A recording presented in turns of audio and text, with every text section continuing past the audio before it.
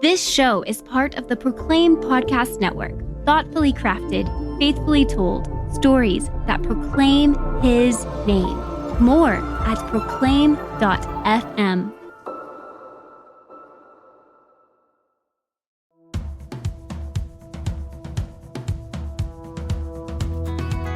I'm Paul Hastings, and you're listening to the Season 10 premiere of Compelled, where we use gripping, immersive storytelling to bring to life Christian testimonies from the kingdom of God, told by the people compelled to live for Him. We've been busy this summer, notably launching our first book of Compelled testimonies, and it appears to have been a really big success so far, and around 10,000 copies have been sold, far exceeding what our team was expecting. So much so that the publisher actually ran out of copies in America and the UK and had to run a second printing. We've heard stories of entire churches buying the book in bulk to distribute to the members of their congregation. And we've heard about individual church members buying 100 copies to put in little free libraries all across their city and distributing them to homeless shelters and crisis centers. The stories in the book are just as powerful as what you've heard on the podcast. And it's no wonder, because the stories were all created by the same author, God. Stories that bring us hope and Him glory. If you want to learn more about the book, just visit compelledpodcast.com/book. And today's testimony is just like the other ones in the book. It brings us hope and God the glory. And it's through the journey of Fannie Scott. Believe it or not, this week commemorates the 20th anniversary of Hurricane Katrina, a storm of immense proportions that crashed into New Orleans with a fury that the city had never seen before. Fannie was there in the middle of the storm, where she experienced both fear for her life and the profound peace of God. So gather around, lean in, and join us for this compelling story from the kingdom of God.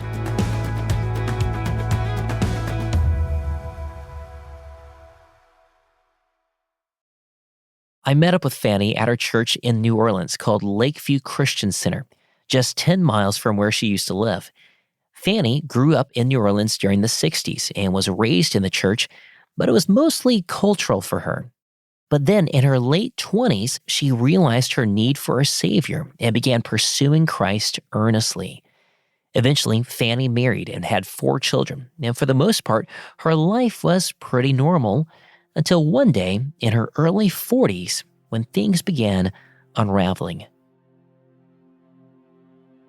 Well, the year of 2003 is really when I began to start experiencing a lot of loss.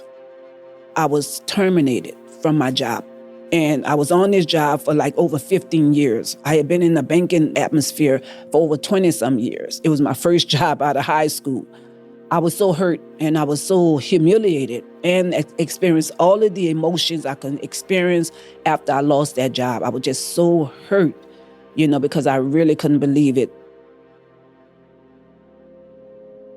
I didn't have a job, But through that process of dealing with all of the hurt and the humiliation and the embarrassing, my husband was there. He was there to be a best friend. He was a listener. He comforted me, he helped comfort me to go through what I was feeling because I was so devastated, as well as God. God definitely was there. His comfort was there. But just to have my husband there to help me to deal with what I was dealing with and the emotions and everything else. He was just an amazing person.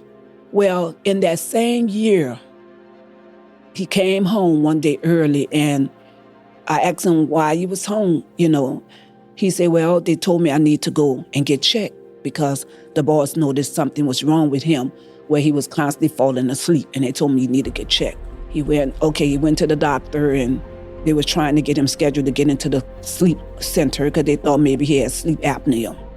Well, anyway, as I move on, November the 15th, we spent all day Saturday together. We had a beautiful time. My husband was a person that loved to cook. He loved to cook. He was a fun, family-oriented man. Everybody drew to him. They loved him. And when I came home Saturday, I said, okay, I got to cook. He said, don't worry about it. I already cooked. And I grabbed his head and I kissed him on top of his head, and I was saying, thank you, thank you, thank you. I'm so glad to cook. Oh, I ain't got to cook. I'm so happy. Early the next day, which was his birthday, I was up getting dressed for church Sunday morning, getting prepared for Sunday school. My 4-year-old woke up and I saw her pass me by in the kitchen, because I always know she always go in the bed by daddy. And she came and she said, Mommy, I can't wake my daddy up. I think he dead. And I told her, I said, no, he's not dead, girl. You know how he play around. You know, he joking around. And I went out there and said, come on, let's go get him. I kept hitting him and pushing him. He didn't wake up. So I ran to the house and I called all of the kids and said, get up, get up. I think your dad is dead. Get up. And when my son came from the back to see his face, he said, Mama, he's dead. That was in the year 2003, the same time I lost my job and I lost my husband. Fannie's husband, Evanger, was only 41. Fannie and her children were devastated. But much like Job, her trial was only beginning. In preparing for my husband's funeral, I got to the funeral home and they told me that your insurance lapsed. And I said, no, my insurance didn't lapse. I paid my insurance faithful anyway. I had to come up with money to bury my husband and also get an attorney to find out what happened with the insurance. Where I won my case because come to find out, the agent had applied the money to somebody else's policy. So I got a lump sum of money in 2004. We was living in my mom's house at the time, which was a very old house. So I had decided to use the money to renovate the house.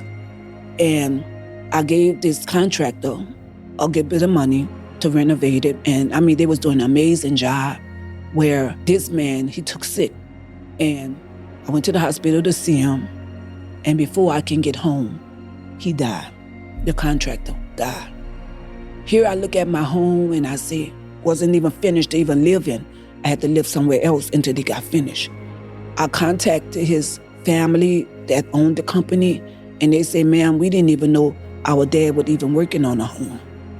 I gave this man a good bit of the insurance money, which I could have easily took and bought me another home. So that was another devastating loss in my life. But out of each loss, I found comfort in being in God's presence. And after my husband died, I found myself staying in church. I would get up, drop the kids off at school, and go to church early in the morning. And I would stay there all day long.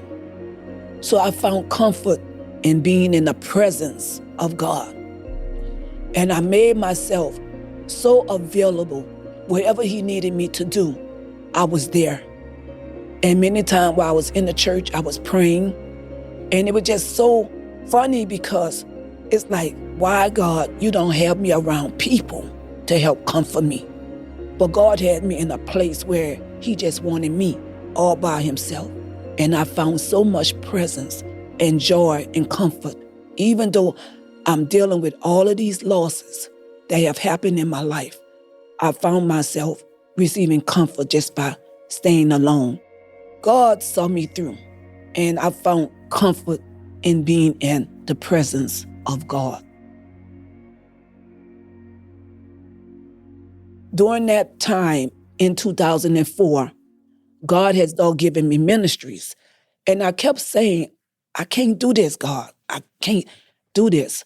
And it was just unusual. It's like I'm going through all of these great laws year after year.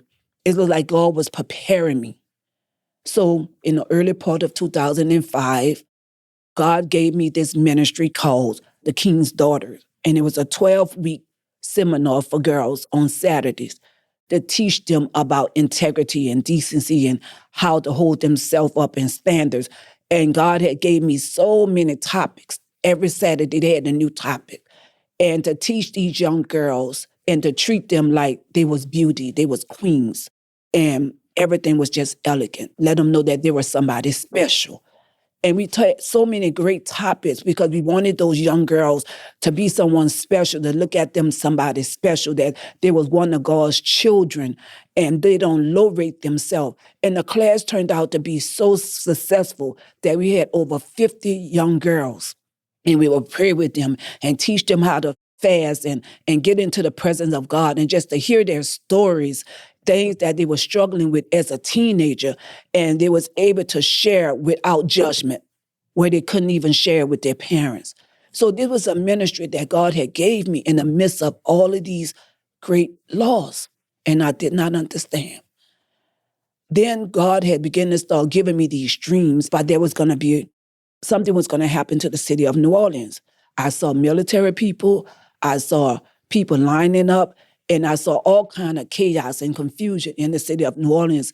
And it went on for 3 months. And I went to my pastor and I told him, I said, something is not right. God is keep on giving me these dreams. I said, as soon as I lay my head down, the dreams popped up in my head. Something is going to happen to the city of New Orleans. And he said, start praying, just pray. Within just weeks of Fannie's dreams, a massive storm began forming in the Gulf. By late August of 2005, a tropical wave and the leftovers of a tropical depression merged together and strengthened from a Category 3 hurricane to Category 5 in just 9 hours, with wind speeds of 175 miles per hour. It was called Hurricane Katrina. And although it was hoped that Katrina would weaken as it got closer to land, the hurricane was heading directly towards Louisiana and was expected to make landfall in just 2 days. There's a major hurricane that is in the Gulf of Mexico. Mandatory evacuation, which has been issued for New Orleans. That was something that we were expecting. That's something that the mayor has just announced, saying, I wish I had better news, but we are facing a storm that many feared. Hurricane Katrina, still a major hurricane affecting parts of the lower Mississippi Valley. Right at the coast, the highest surge is happening right now, but further inland, we are feeling hurricane force winds as well.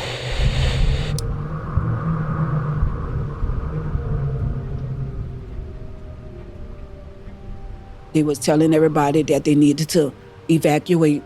They need to start moving out now. Well, I couldn't get out the city. I didn't have really good transportation. And people that was going out the city wasn't able to put me in a car with them. And so my son and I, we was left behind. But my 3 girls left with my sister. And so my son and I, we went to try to go into the Superdome. But it was so much chaos at the Superdome where we couldn't even get into the Superdome. So many people. And so we decided to go home. I went back home. And I got a phone call from my niece who worked at the La Quinta Hotel, which was located in New Orleans East. And she told me, she said, we have a room, Auntie Fannie, you can come here. And we on the 2nd floor. And the La Quinta was like a motel which had only 2 levels. And so when we got there and we prepared ourselves, and stuff like that, we didn't think anything bad was gonna happen, The winds have really picked up here significantly over the last half hour or so.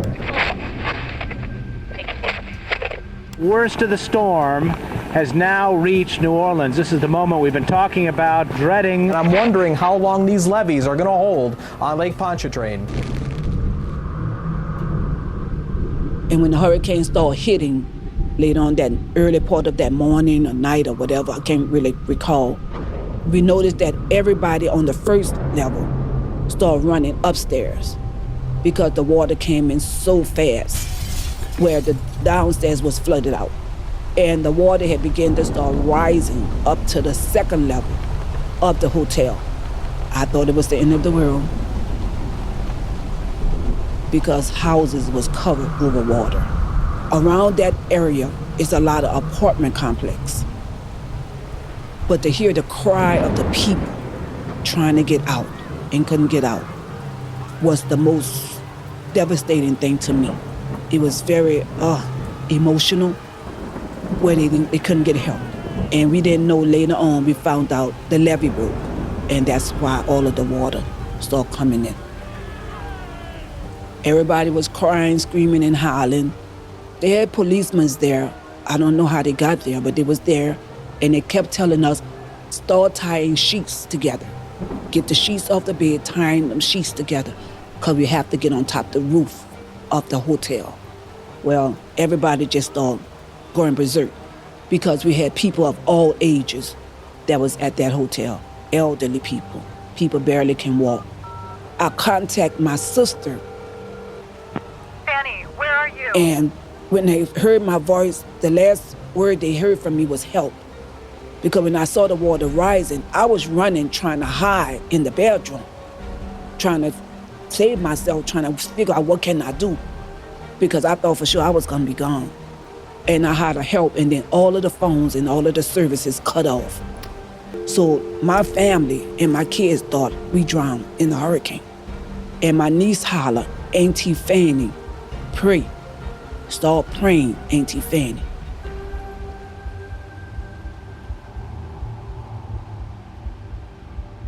I don't know where the strength came from, but I know it came from God. So we all gathered in the circle, and we just started praying. I just started praying. And I asked God to stop the water from rising. I was just praying. And when we finished, the water stopped. It stopped right on the edge of the porch. We just could not believe it. We all saw our cars just floating all over in the water. The city absolutely devastated by Katrina. The New Orleans police put out a call to all its officers saying, if you have a boat, bring it here, help us to try and rescue these people. And Kelly, there has been a lot of structural damage. Again, these are anecdotal reports, but an awful lot of damage in the city of New Orleans, and especially in the adjacent parishes east of here. Hurricane Katrina floods and thrashes the Gulf Coast. We're going to take a look at FEMA's plan for the disaster next, and then we'll have the very latest on where the storm is headed next, so stay with us. This is life and death. This is life and death. There's just no doubt about it. The immediate aftermath of the storm was just incomprehensible. Similar to the Netherlands, much of New Orleans is actually below sea level, but has been kept dry for decades through a complex system of levees and drainage systems. But during the storm, the levee system in New Orleans failed catastrophically, with 50 separate breaches, including a 1,000-foot section of canal wall that ruptured. The floodwaters immediately rushed in, drowning hundreds of people who were trapped in their homes and vehicles and who were unable to escape. The entire lower Ninth Ward, where Fannie lived, was completely underwater, with some places submerged by 15 to 20 feet. And now that the storm had died down, wherever Fannie looked, she just saw devastation. Homes destroyed, entire neighborhoods underwater, roads gone. But the situation was only going to get worse, and Fannie would have to turn to the Lord for help. Coming up after the break.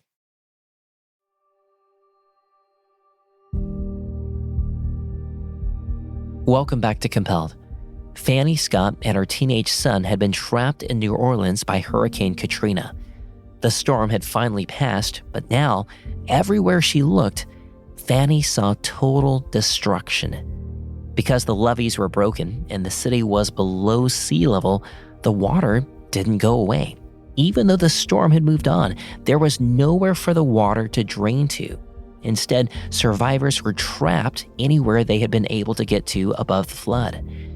In Fannie's case, she and about 400 other people were crowded onto the second floor of a motel.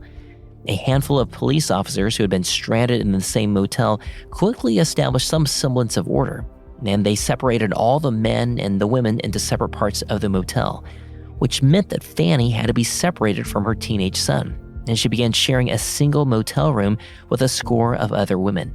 And the conditions were quite bad. There was no electricity, no running water, no sewage, and virtually no communication with the outside world. Even worse, the only food and drinking water available was whatever people had brought to the motel's second floor before the flooding began. And all around them, spread throughout the entire city, thousands of other people were going through the exact same thing, stuck in hotels, rooftops, and apartment buildings, surrounded by water. And there they waited, day after day, wondering, was someone going to come and help them? And eventually, hopelessness began to spread. And so we stayed there for a while. I say about a week. We stayed there at the hotel. Everything was turned off. No food. It wasn't any food for us at all. And we thought we were going to be safe at the hotel, but unfortunately, we wasn't. So then they moved us from where we was at, and they told everybody they needed us. This was the policeman orchestrating everything. And they told us we need to move in another area of the hotel on another side. So we all was on one side of this particular motel and room. So you may have had so many people in one room, like almost 20, 30 people in one room. But God had me looking at the condition of the people faces. And they was distraught, and they were just walking around hopeless. And there were people that was trying to commit suicide. One of the policemen had to take one of the men who attempted suicide and use his handcuff to handcuff him to the bed. We saw that. I saw young mothers crying because their babies didn't have any food, people walking barefooted, pregnant women. It was all sorts of people at that hotel. I had one young girl, I was walking, I had to get out the room and kind of walk a little bit. And one young girl came to me and she was just crying. And she was saying, my baby gonna die because I don't have any food to eat. Forgive him. And I started praying. I said, he's not gonna die. I said, we're gonna make it. And then God had put in my spirit, he said, this is your Sunday school class. Teach them. And I started teaching them hope and telling them about the word of God and teaching them that God is gonna help us. We're gonna make it. And God was letting me show them, look, you was here and now you're here. We was in this side of the hotel. Now we on this side of the hotel. So God was showing me the shift. And I was telling them, I said, even though we're still at the motel, we've been moved. And since we've been moved to one side, that means we on our way out of this area. But while Fannie was confident that God was still completely in control, and she was encouraging the others at the hotel to fervently pray for God to deliver them from this disaster, she didn't know how that was going to happen. Remember, this is 2005, 2 years before the first iPhone would be released. No one had a smartphone. No one could access the internet. No one had backup batteries for their flip phones. And even if someone did, 1,000 cell towers were knocked out. New Orleans was essentially blacked out from civilization, and the silence was eerie. Just the sound of lapping water and the cries of children, and yes, sometimes even adults. What was even more surreal, though, is that if you looked just the right way, you could see the skyscrapers of New Orleans rising in the distance.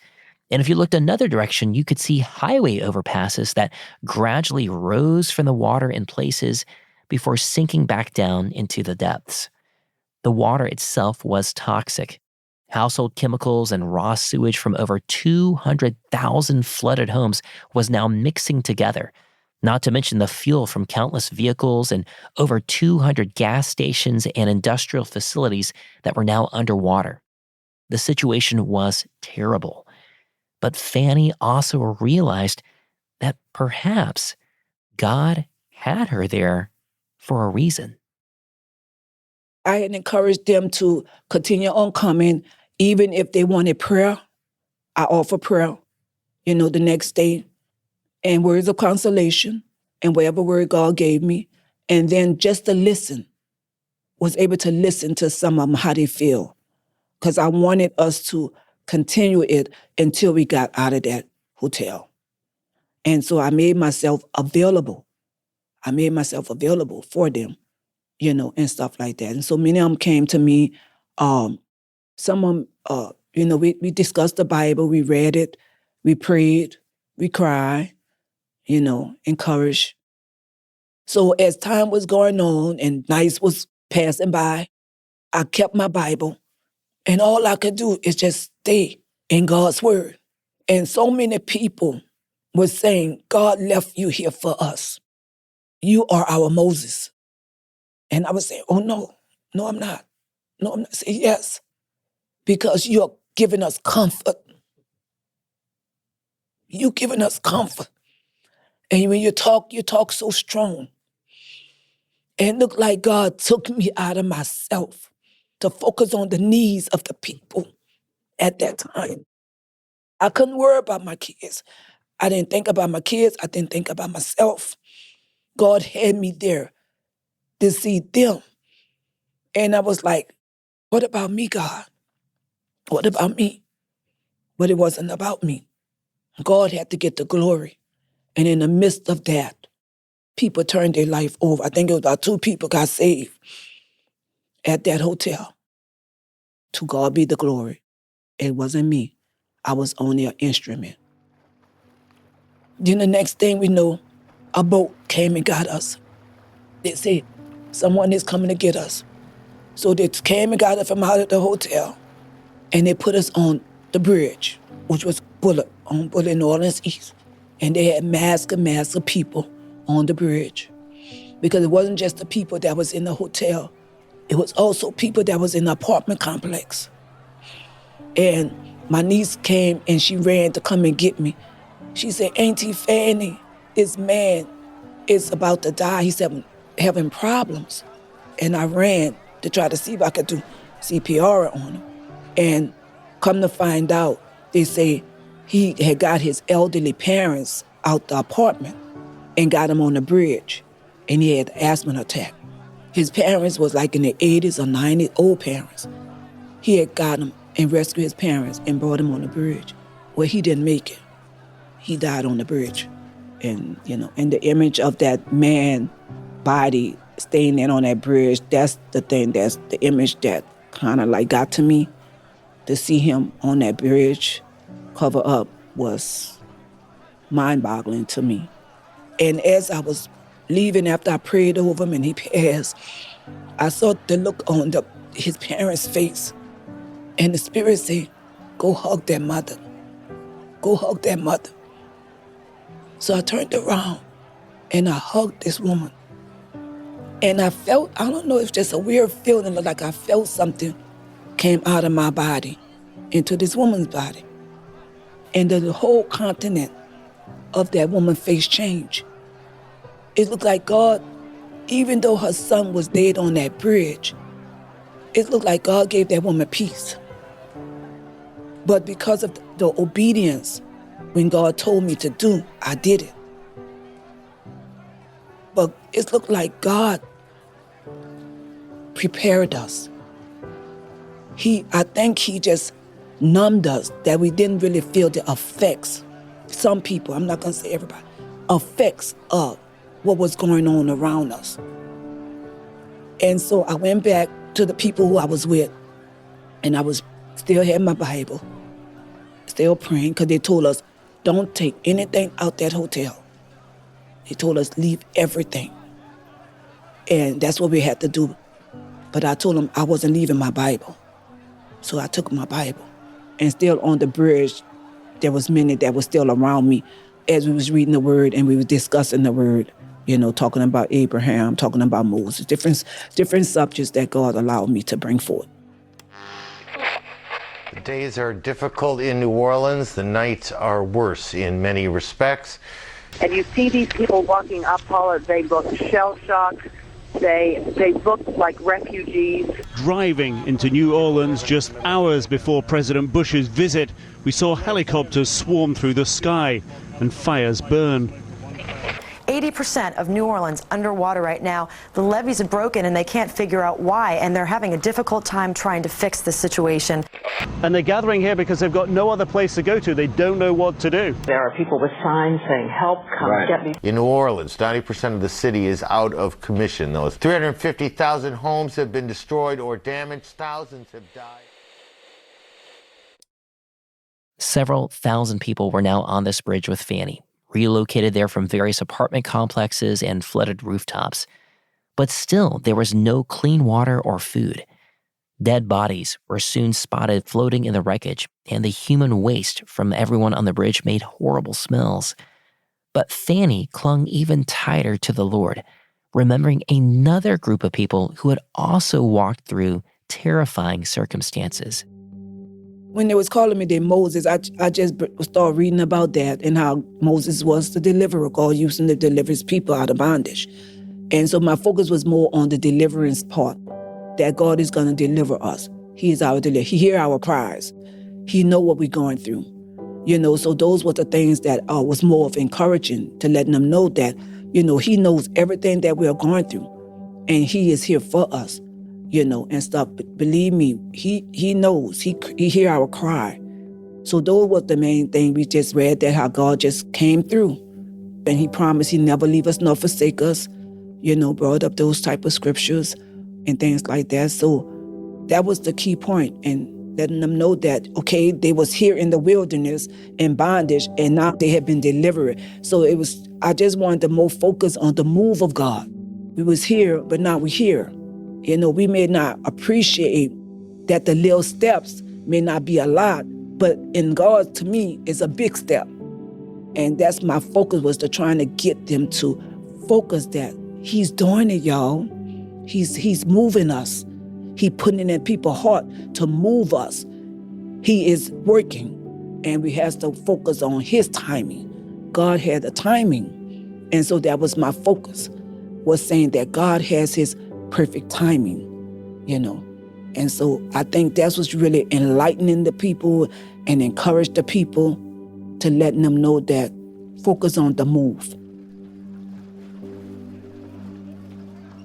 And so we saw the military plane flying all around us, but they couldn't move us off the bridge. I think it was President Bush during the time. They say the Bush has to be the one to okay the military people to remove us. So here we are, surrounded by all this water, no food, pitch dark, on the bridge, hearing the cries of the people. And only thing, the military people, what they did do, I guess they had food. I don't know where they get the food. It's like bag lunches or something, military-style food. And they had to drop the stuff, the food bag down for people to run and get it. Well, I didn't move because I told myself, what's the sense of moving? There's so many people. And by the time we got to where they was dropping it off, it was all gone. So I didn't go. My son tried to go, because it was me and my son. He tried to go, but by the time he got down there, the food was gone. So that's the only way they was able to try to give us food, is for them to drop those bags down on the bridge in one location for us to try to get the food. But there was people that was on the apartment complex yelling and screaming, hollering help. The military people, when it got dark, they would fly over us, shining their lights on us, so we could have some kind of lights, And then there was another incident where the lady blood sugar dropped, and I walked the bridge. It looked like people was calling me, and I went and I walked around and I say, does anybody have anything, a cracker or anything, for me to give to this woman? And somebody gave me a cracker. I don't know. It was so many people. I prayed over that cracker. She said, that's not enough. I prayed over that cracker, and I gave to that woman, and she ate it. Within a couple of hours, that woman was walking around. So through that one cracker, God blessed that woman, where her sugar went up. went to the level it's supposed to be. And then later on, throughout the week, some special plane flew over us. And when that plane flew over us, within a couple of hours or the next day, that's when the military people began to start moving us.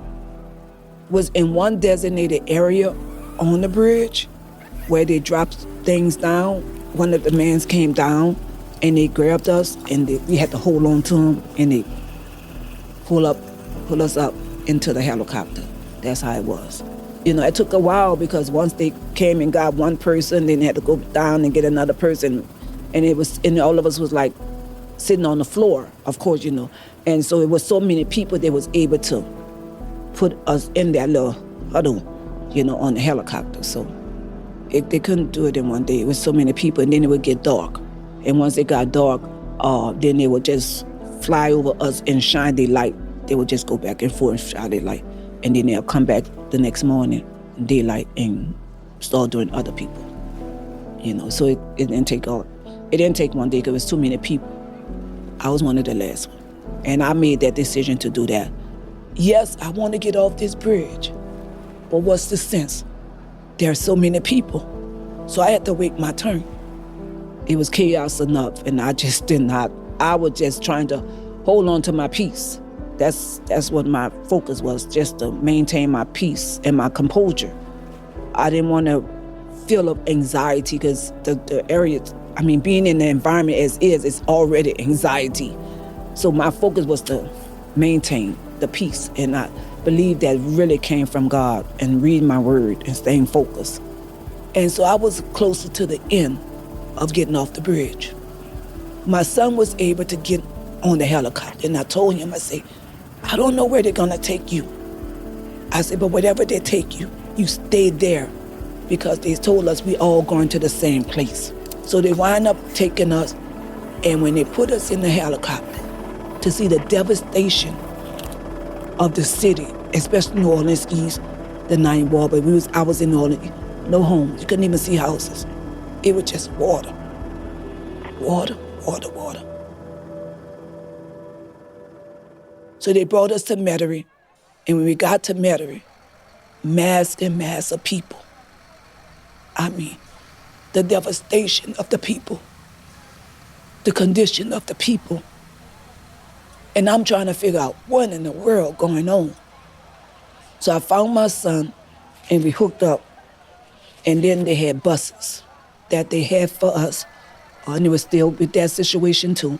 So many people was trying to get out the city, where they was rushing to get on the bus, where they was stumbling on people. And another devastation where nobody can bring their dogs. So you had so many lost dogs out there. People was crying because they want to take their animals. All sorts of people, all races of people, ages of people, babies, to the elderly. It was something. It was really something. It was hard. But once I got on the bus, they took us to the Houston Astrodome.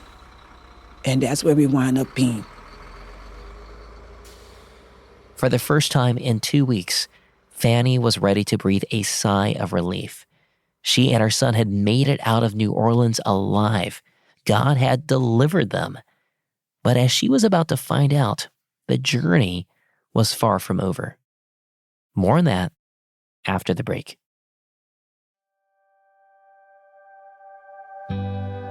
Welcome back to Compelled. Fannie Scott and her son had finally been rescued from the aftermath of Hurricane Katrina. And after being loaded onto buses, they, along with 25,000 other hurricane victims, were taken to the Houston Astrodome. And I was there for about 3 weeks. Before we got in there, we had to register. I think because Red Cross can find us or whatever. And just to go in there, we didn't know what was going to happen. I found a place where just to sit down because we didn't know what they was going to do with us. So they didn't have beds at all. They didn't have cots at all. It was just mass of people just huddled in the corner. And then later on, throughout the week of time, that's when they start bringing in cots and bringing in all of this stuff, bringing in food, bringing in stuff for us. I think they did later on, FEMA wind up giving money out to us where we can go and buy clothes. And then they had so many people that had donated so much stuff. But all my focus was holding on to the Bible. I guess I kind of like took myself out of what was going on, where I didn't feel the effects of it. It's like I just got into this different world. And they had all of these masks of people. You had to stand in line for every little thing.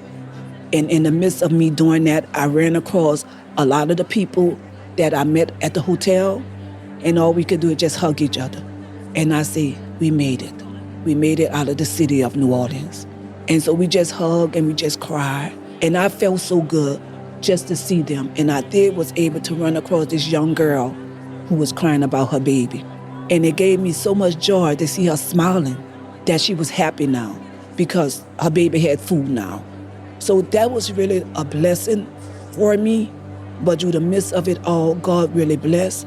Because I know when I was at the Houston Astrodome, there was many photographers, news people, and they would stop and ask questions. And I got interviewed several times. The question asked me, are you angry with God? And things like that they was asking me.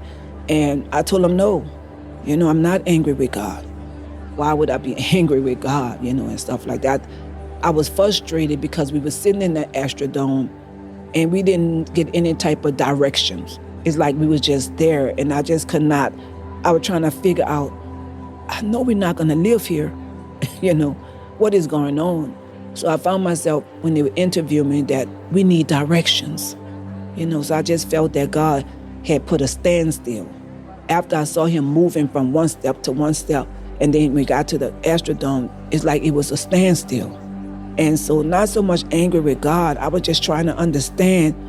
It was a lot. It really was a lot. After a few weeks in Houston, it was time to move. Everything Fannie owned had been destroyed by the hurricane, just like thousands of other residents from New Orleans. She was starting her life over from scratch. But the government, nonprofits, volunteers, and churches began to help victims relocate around the country. And through what felt like a miracle, Fannie and her son moved into a home in Colorado Springs, where they were finally reunited with their other kids. I lived in Colorado, and when they did open up the city, they told us to come look at what the hurricane did. And so my home, like I said, my home was in the 9th Ward, which was the area that was hit real bad because of the levees. We lived right there by the levee. My home was off the foundation in my neighbor's yard. And so when I saw that house, and I said, all of the money I put in that home, the house is gone. It's no longer there. I just could not believe it. I couldn't believe it. So that's when I made a decision that I was going to stay in Colorado for about 18 years. I told myself I was not going to return back home to New Orleans until my kids finished school. And while I was there in Colorado, I did foster care. That's where I adopted Eve. Well, I was there because my passion was to always to become a foster parent in New Orleans, and I didn't want to let go of my passion. And that's why I continue on doing foster care. So I just came back home maybe about 4 or 5 years ago because I got money through the different grants they gave us, and I bought a home and I paid cash for it. And it wound up being almost triple size, the home that I had before. It's 2 stories and it's almost 5,000 square feet, and I had 5 bedrooms. And God blessed me with enough money to pay for that house. So he restored everything that I lost. And I'm living in this house today. And I had so many people living in the house because I wanted to have a heart to help people. I didn't put no rent. I said, whatever you can afford. So they had people living in my home that pay as low as $50 because that's not the way God wanted me to go. And I think the reason why, because it's almost like paying back to the people that helped us during Hurricane Katrina, because they had so many people. I mean, like giving up your home, helping us, even though I know the government gave many states money to help the hurricane victim, but some people didn't have to take a chance with us. They didn't know us, strangers to live in their home. And so I wanted to do that. That's the ministry I feel God led me to do. And so I had many people stay there, and I charged them whatever. I gave it up to them, whatever you can afford. I said, I'm just want to help. And so I helped people who was going through a hard time. And the last person that left out of my home was my nephew and his wife, because their house caught a fire. And I told him, don't worry about it. And they lived there 2 years.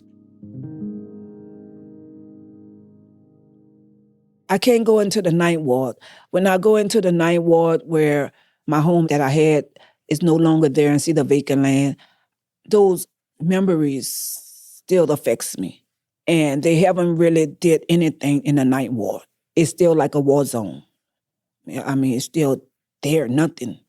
And that what makes it so depressing. Later, I found out that I was diagnosed with PTSD because I suppressed it for so long when my focus was to get my kids help. And I didn't think I needed the help, but I did. I found out because everything started coming down and all of the image. And it took me years to look at the TV when they started talking about the anniversary of Hurricane Katrina. I would just go into this panic mode, like my brain just could not take it. It's like I didn't want to hear Hurricane Katrina.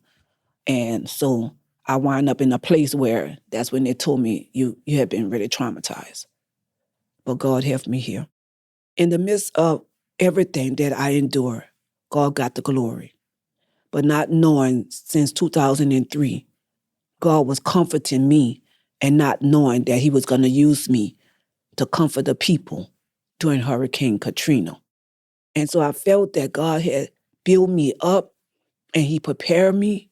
And now I could understand why many of time God had me alone to be in his presence, because I felt that he was preparing me for the devastation, the catastrophic devastation of Hurricane Katrina. And not just that, the condition of the people, mine and their spiritual, it was lost.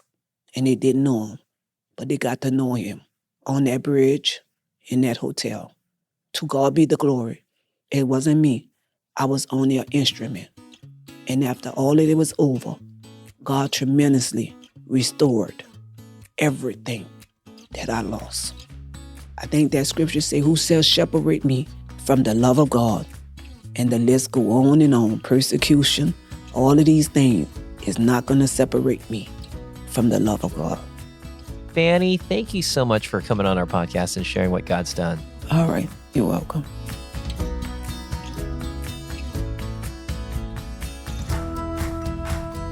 Fannie's story jumps out to me for so many reasons, and not just because this week is the 20th anniversary of Hurricane Katrina. Fannie is a woman who didn't go to seminary, didn't have specialized training, didn't prepare for natural disasters, and never even thought that this day would come. But she knew who Jesus was, and she had a Bible with her, and she was willing to talk, listen, and pray with anyone. And today, she uses the trials that she walked through, widowhood, loss, trauma, and she points others back to the one who carried her every step of the way. I'm reminded of 2 Corinthians chapter 1, verses 3 and 4, which reminds us that our God is the God of all comfort, who comforts us in all our affliction, so that we may be able to comfort those who are in any affliction with the comfort with which we ourselves are comforted by God. If you know someone else who would be encouraged by Fannie's story, please send this to them. It's episode number 102 of Compelled with Fannie Scott. Also, you can check out our show notes from pictures from Hurricane Katrina. You'll find that at compelledpodcast.com. Just search for this episode. Again, it's episode number 102 with Fannie Scott. Special thanks to my buddy Gabriel Affont, who helped me film Fannie's testimony. Gabriel and his wife Rachel own Keylight Marketing, which helps mid-sized companies just like Compelled craft an online presence that they're proud of.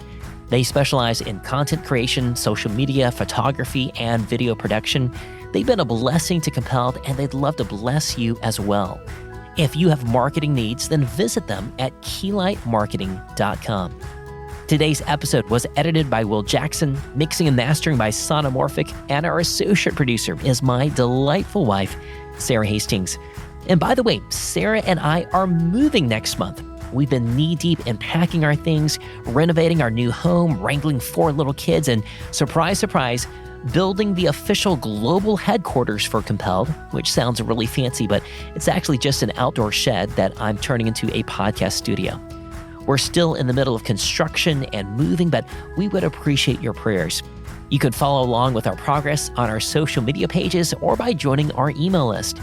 Some friends from church are helping me with most of the labor, but if you're interested in contributing towards the construction expenses for the studio, you can do that at compelledpodcast.com/donate. All total, it's probably going to cost somewhere around $3,000 to $5,000 in materials. Also, if you happen to be attending the Sing conference in Nashville, Tennessee next week with Keith and Kristen Getty, well, Sarah and I both plan to be there, so we'd love to meet you. Just shoot me an email, paul@compelledpodcast.com, and we'll see if we can get together. I'm your host, Paul Hastings, and you've been listening to Compelled. We'll be back next time with another compelling story. We'll see you then.